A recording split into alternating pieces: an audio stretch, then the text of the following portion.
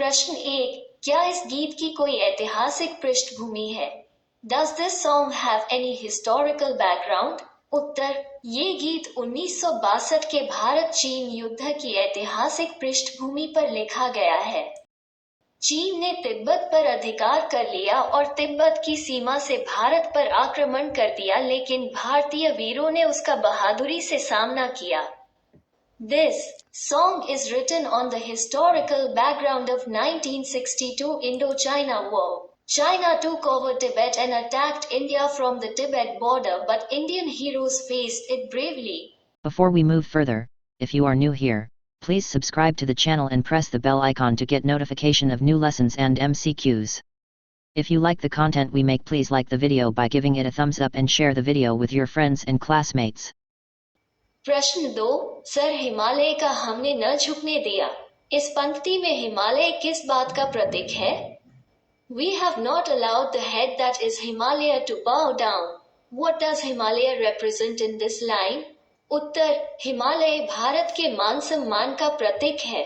देश के वीर जवानों ने अपने प्राणों का बलिदान देकर भी देश के मान सम्मान की रक्षा की।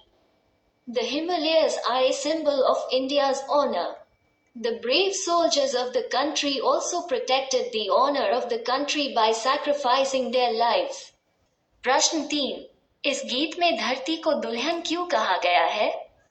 उत्तर, जिस तरह से दुल्हन को लाल जोड़े में सजाया जाता है, उसी तरह सैनिकों ने भी अपने प्राणों का बलिदान देकर धरती को खून से लाल कर दिया है, इसीलिए धरती को दुल्हन कहा गया है।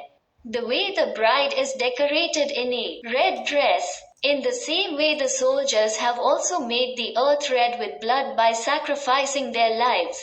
That is why the earth is called bride. प्रश्न 4, गीत में ऐसे क्या खास बात होती है कि वे जीवन भर याद रह जाते हैं?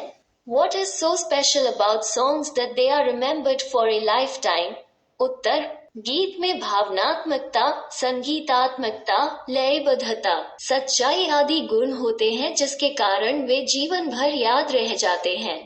कर चले हम फिदा गीत में देशभक्ति और बलिदान की भावना स्पष्ट दिखाई देती है, जिससे ये गीत हर हिंदुस्तानी के दिमाग में छप गया है।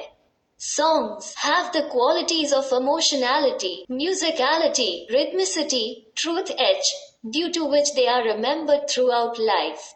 The spirit of patriotism and sacrifice is clearly visible in the song Kar Chale Hum Fida, which has engulfed the mind of every Hindustani.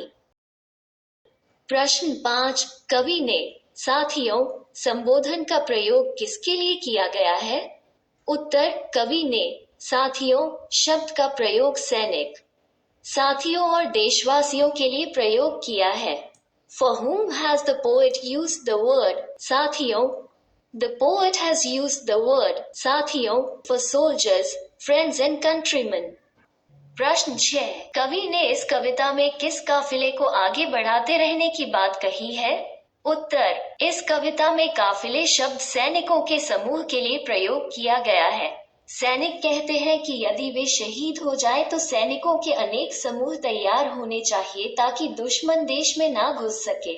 Which convoy has the poet talked about in this poem to keep moving forward? In this poem, the word convoy has been used for a group of soldiers. The soldiers say that if they are martyred, then many groups of soldiers should be prepared so that the enemy cannot enter the country. प्रश्न 7, इस गीत में sir पर कफन बांधना किस ओर संकेत करता है? In this line in the song, where shroud on the head refers to? Uttar, sir पर कफन बांधना का अर्थ है मौत के लिए तैयार होना। सैनिक अपने अंतिम पलों में देशवासियों को सर पर कफन बांधने के लिए कहता है क्योंकि उसने देश की रक्षा में अपने प्राण त्याग दिए हैं और अब देश की रक्षा का भार देशवासियों पर है। To wear shroud on the head means to be ready for death. The soldier in his last moments asks the countrymen to tie shrouds on their heads because he has given up his life in the defense of the country and now the burden of protecting the country is on the countrymen. प्रश्न 8, इस कविता का प्रतिपाद्य अपने शब्दों में लिखिए। Write the text of this poem in your own words. उत्तर, प्रस्तुत कविता में देश के सैनिकों की भावनाओं का वर्णन है। सैनिक कभी भी देश के मान सम्मान को बचाने से पीछे नहीं हटेगा, फिर चाहे उसे अपनी जान से ही हाथ क्यों ना गंवाना पड़े। सैनिक चाहता है कि उसके बलिदान के बाद देश की रक्षा के लिए सैनिकों की कमी नहीं होनी चाहिए। दुश्मन कभी भी उसके द्वारा खींची गई खून की लक्ष्मण रेखा पार ना कर पाए, इस उम्मीद से वो देश की रक्षा का भार देशवासियों पर छोड़कर जा रहा है। सैनिक कहता है कि देश पर जान न्यौछावर करने के मौके बहुत कम आते हैं। ये क्रम टूटना नहीं चाहिए। In the poem presented, the feelings of the soldiers of the country are described. The soldier will never back down from saving the honor of the country, even if he had to lose his life. The soldier wants that after his sacrifice there should be no shortage of soldiers to protect the country, with the hope that the enemy could never cross the Lakshman Rekha of blood drawn by him. He is leaving the burden of protecting the country on the countrymen. The soldier says that there are very few opportunities to lay down his life for the country. This sequence should not be broken. निम्नलिखित का भाव स्पष्ट कीजिए।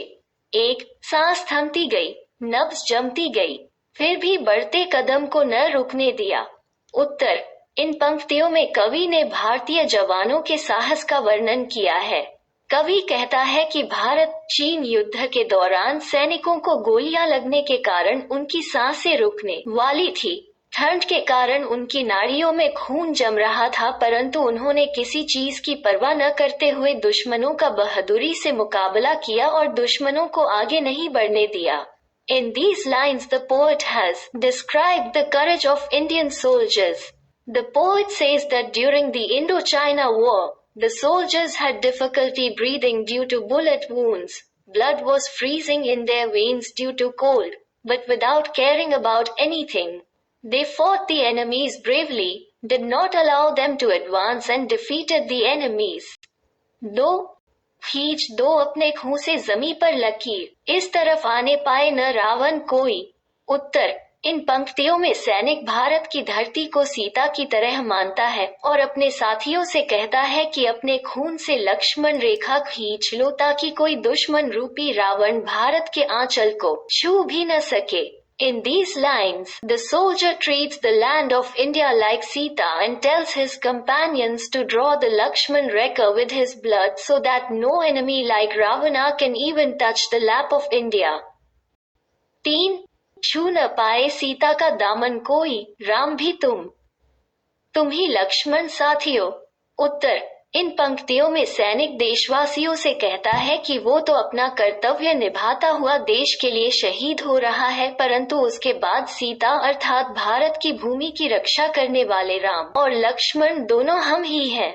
In these lines, the soldier tells the countryman that he is being martyred for the country while performing his duty. But after that we are both Rama and Lakshman, who protect the land of Sita, which is India. Thank you for watching. Hope you like this video.